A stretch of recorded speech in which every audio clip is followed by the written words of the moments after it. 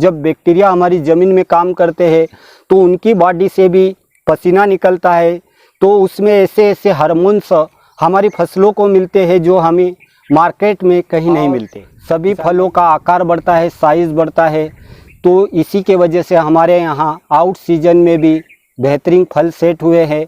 तो मैं आपसे यही निवेदन करूँगा। मैं राम कृपा कृषि फार्म में आपका फिर से स्वागत करता हूँ।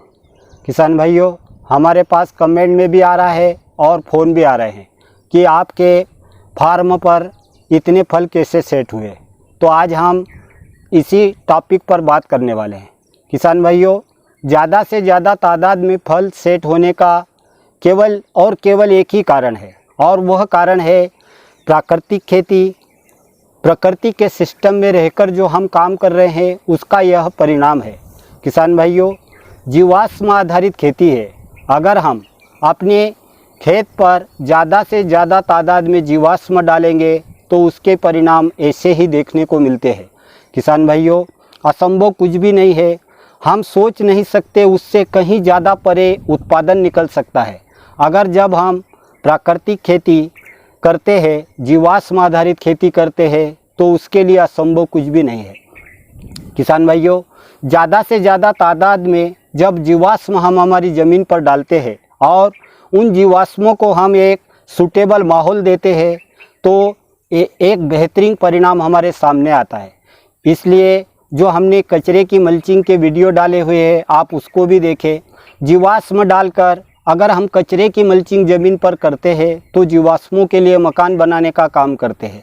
तो हमारे जो जीवाश्म हैं उनको एक सूटेबल माहौल मिलता है, जिससे वो रात दिन मल्टीप्लाई होते रहते हैं और एक बेहतरीन परिणाम हमारे सामने आता है।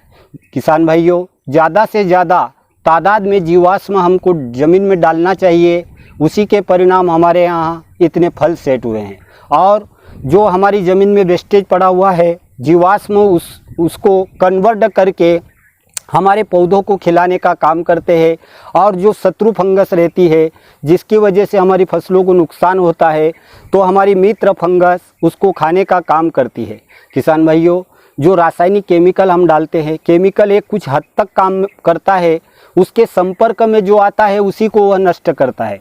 और जब हम शत्रु फंगस के लिए मित्र फंगस हमारे खेत में डेवलप करते हैं तो वह रात दिन उसको खाने का काम करती है। जब रात में हम सोते रहते हैं, हम काम नहीं करते, तब भी हमारे जीवाश्म हमारे लिए रात दिन काम करते हैं।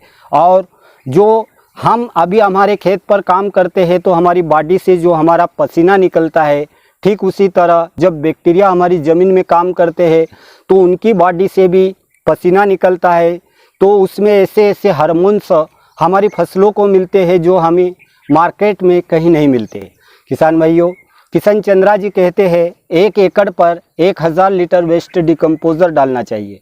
तो हमने हमारे खेत पर 5-5, 7-7, 10-10 हज़ार लीटर तक एक बार में वेस्ट डिकम्पोज़र डाला हुआ है।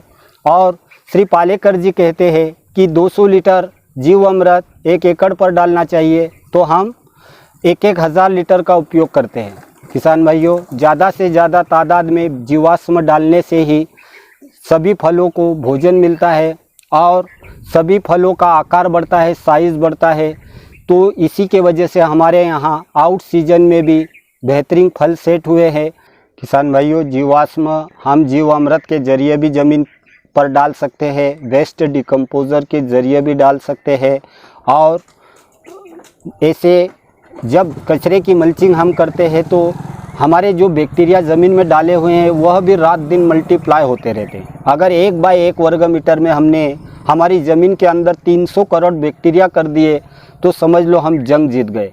किसान भाइयों, बैक्टीरिया हमारी ज़मीन में जो वेस्टेज पड़ा हुआ रहता है उसको कन्वर्ट करके कंपोस्ट बनाते हैं। कंपोस्ट पर भी हमने हमारा एक वीडियो डाला हुआ है। जीवामृत हम कैसे बनाकर उपयोग कर रहे हैं उसका भी वीडियो हमने हमारे चैनल पर डाला हुआ है। और इससे वेस्ट डिकम्पोज़र कैसे बना रहे हैं, उसका कैसे उपयोग कर रहे हैं, यह भी वीडियो के माध्यम से हम आप तक पहुंचाएंगे।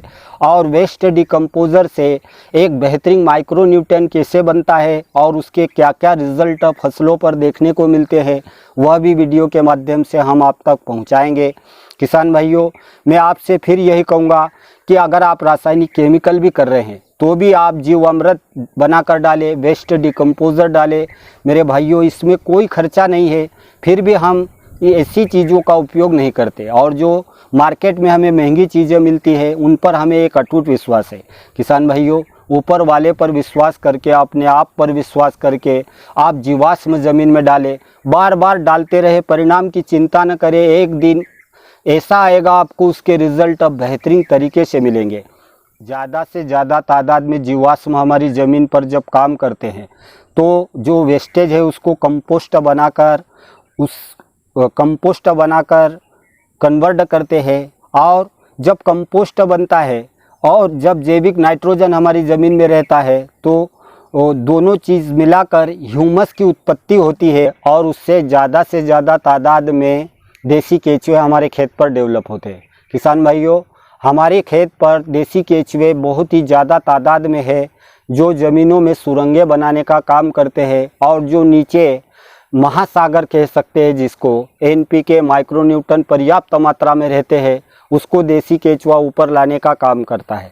किसान भाइयों, एक देसी केचुआ 50,000 बच्चों को जन्म देकर मरता है। अगर हमने इनको काम पर लगा दिया तो फिर हमें कोई और काम देखने की ज़रूरत नहीं रहती। इसलिए आप ज़्यादा से ज़्यादा जीवाश्म अपनी ज़मीन पर डालें।